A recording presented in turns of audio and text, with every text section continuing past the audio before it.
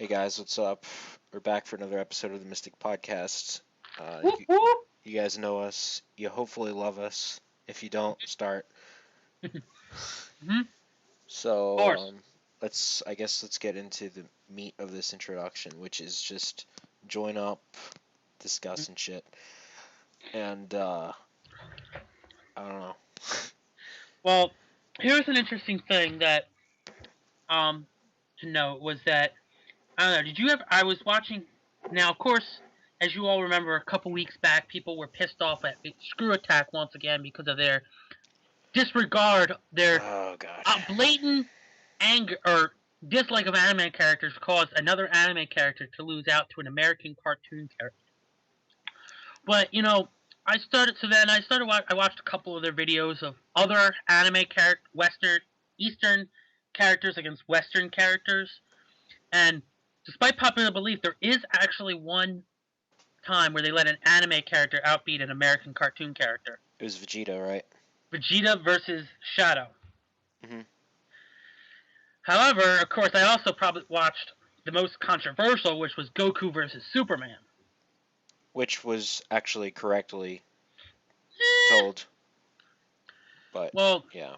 there's the problem with the reason why Goku versus Superman can never truly be answered is because, for one thing, Superman. One of the main comments against Superman is the fact that he has so many different writers and so many different incarnations, so it's hard to really pick one. Like, because you can say, okay, Goku versus this writer's version, this writer's version, this writer's version, and it varies. Plus, you can say, okay, well, what's certain things about, Goku? Like, for instance, they included Super Saiyan 4, which is, even though they said they technically weren't supposed to be doing canon stuff, they did. They added in Super Saiyan 4, and they included information from the movie Super Android 13, which Mhm. is also not canon. Right.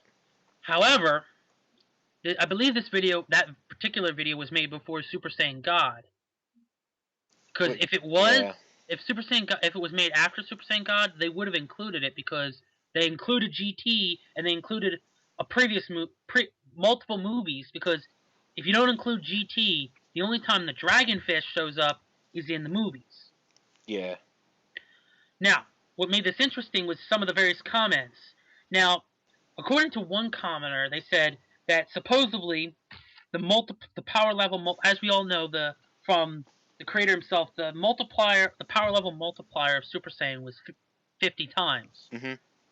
Now, according to this one person, it was either no, I think it was in the video, and I think it was one of the people commented about it was that apparently it was according to this multiplier, their information.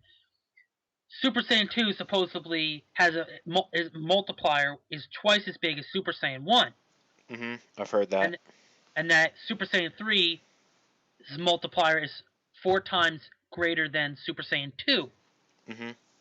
And they also said in the video that supposedly Super Saiyan 4 is 10 times bigger than Super Saiyan 3. Okay. And I noticed an interesting pattern with that. And that is, if you think about it, if you imagine like the power levels, the multipliers as like if you took, okay, you have the 50 times Super Saiyan, and if you look at the increase, the multiplier increase, there's actually a pattern in the rate of increase. Like the multipliers increase actually follows a formula. Mhm. Super Saiyan 2 was twice as big as Super Saiyan 1. But when you go from Super Saiyan 2 to Super Saiyan 3, it's Super Saiyan 3 is 4 times bigger than Super Saiyan 2. The thing is that what it does is that it takes what I figured out is that it takes the current multiplier increase, like whatever it is, like Super Saiyan 2 was 2, and added that to that it's it added it to all the other previous multiplier increases, and then add that on to the current multiplier. So when you took Super Saiyan 2's multiplier increase of 2 and added it to itself, you got 4, which is what they said is the multiplier increase from 2 to 3. Mhm. But then when you go from 3 to 4, that same formula is applied. You take the increase of 4 added to the previous one of 2, making 6, and then add that total to the current Super Saiyan 3's multiplier increase of 4 to get the 10. Mm-hmm.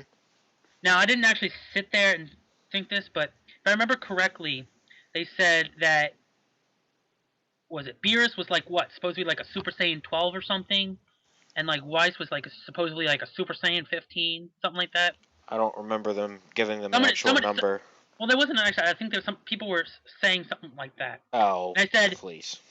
I know. I believe that was what the common belief was, is that Weiss was supposedly like equal to like a Super Saiyan 15. And if that's the case, you could, like, I didn't actually sit there and do the math, but if you followed that formula of figuring out what the rate of increase is, you could actually figure out what the multiplier is for Super Saiyan 15. Mm-hmm. And then, using the last known power level of Goku, which was 3 million when he faced Frieza, without Kaioken or Super Saiyan involved, his power against Frieza was 3 million. It's 300,000 because what was 3 million? Because he was constantly using Kaioken times 10. I thought it was 3 million because that was the whole point, was that his power level was 3 million, and 3 million times 50, which is the Super Saiyan multiplier, is what gave him his 150 million power level against Frieza. Oh, yeah, okay. You're right.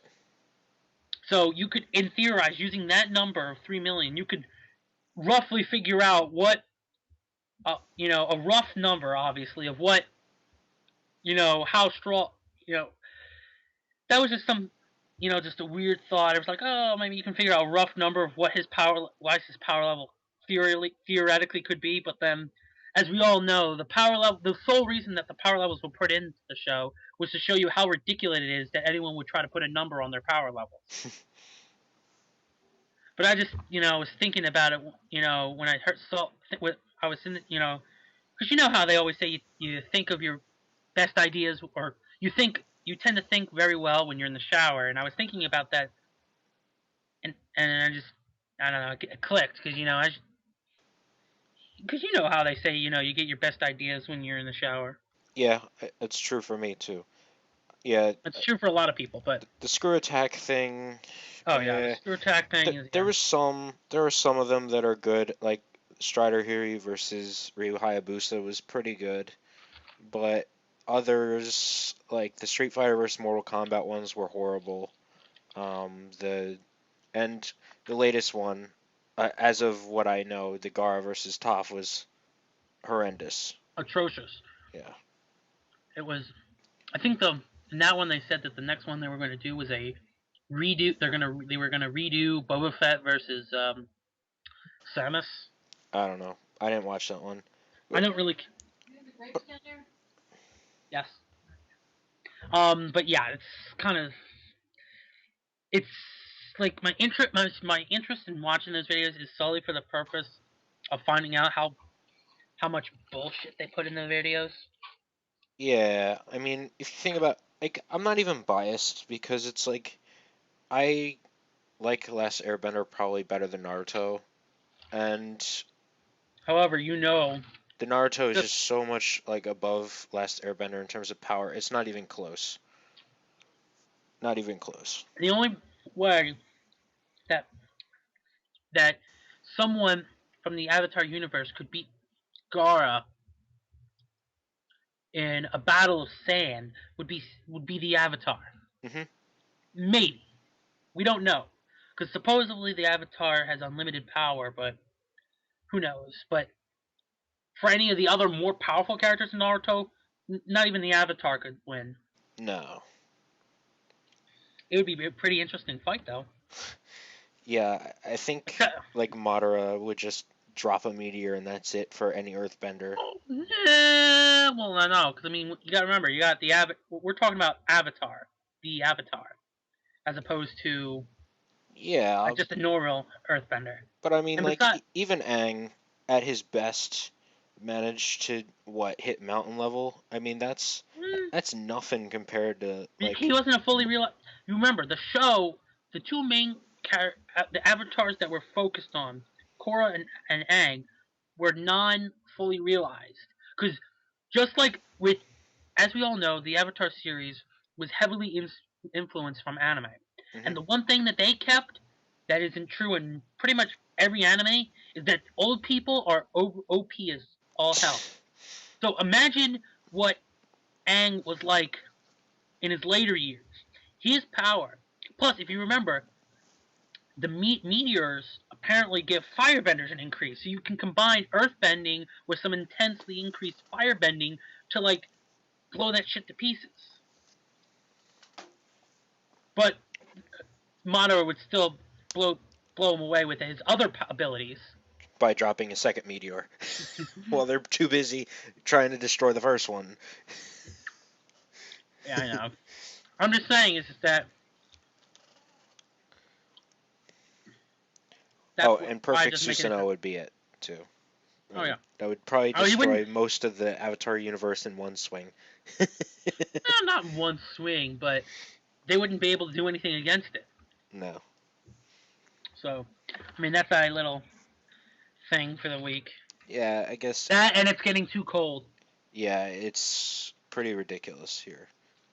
Unless you live in, but it's nothing compared to the to Boston. No. They're friggin' going nowhere. They're gonna, Well, I mean, the weather. They were just trying to congratulate them for the Pats winning, and the snow wanted to hang out too. So. like, yeah, I know. Good thing the Super Bowl wasn't in New England. If it I mean, can't, was, the Patriots would have destroyed the Seahawks without any question. but they still would have lost. I mean, the game might not even happen with all this freaking snow that's been going on. Who Yeah, knows? Knowing their luck. yeah. All But I right. think that's it. So yeah, let's that'll be it for our intro here. Or, that little tidbit.